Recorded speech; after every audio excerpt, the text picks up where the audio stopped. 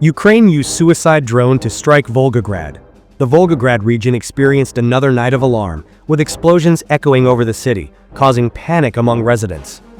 According to preliminary reports, air defense forces were active in the skies, destroying several Ukrainian unmanned aerial vehicles, UAVs, heading toward targets in the region.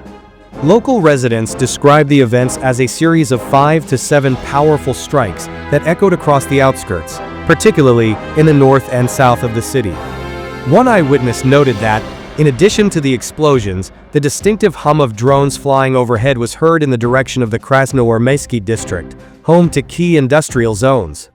The incident occurred amid heightened air threats to southern and central Russia, where drone attacks have become a regular challenge to defense systems.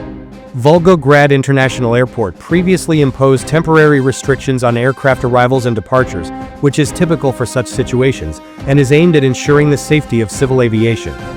Official sources in the regional branch of the Ministry of Emergency Situations have not yet released detailed information on the consequences.